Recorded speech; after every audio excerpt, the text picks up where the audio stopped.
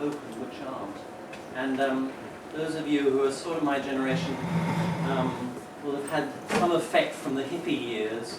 By the time I got to university, the hippies were pretty much gone, but we sort of tried to replicate some of the things. The hippies were long gone.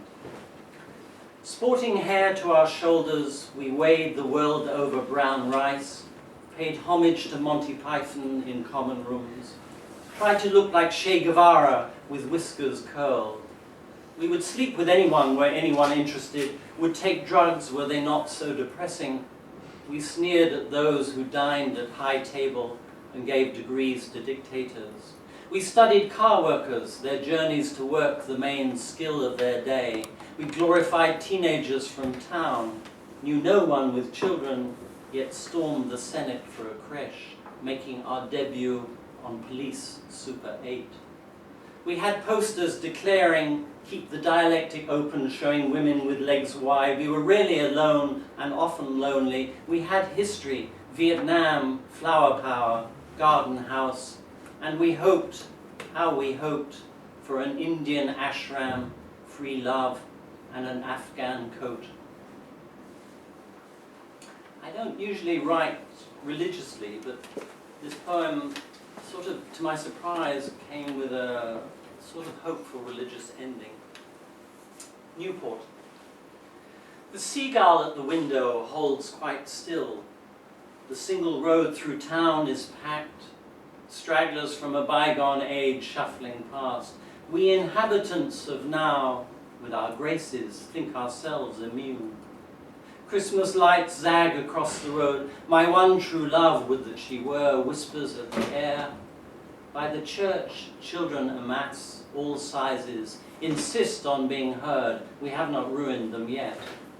Across the estuary sands, voices, a tone so clear that some men weep and women sigh. The old who have been cynical to date seem pleased.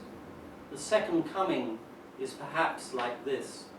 Not a single thing, but many altogether. And the last poem I'm going to read is, I was lucky enough 18 months ago to be in Budapest when there were lots of refugees there, and we couldn't get out of the station, but they couldn't either. They were trying to go north, and we were trying to go south. And eventually I did get away, and eventually they got bussed away up to Germany, many of them. But it was really interesting managing to get to talk as much as you could to some of them. And after that, on the long train journey, I came up with this poem. On the Move, Budapest Station, 2015.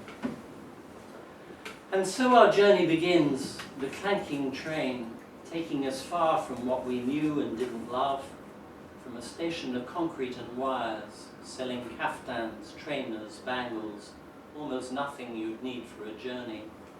The windows are jammed or locked, the glass is layered with dust. We are seated in square compartments where no one would find a lifelong friend or love, but where you learn to speak to strangers, a funeral calling for one, a new world for others who would be trembling with anticipation were it not forbidden, but there is no actual sign, but we know the rules of conversation. You examine the scenes of countryside flying past, and imagine a life where all trains stopped on tracks that simply ceased, where we stepped down the long great reach onto the shingle stones, nowhere a sign of water, nowhere an inn to lure you, just field after field.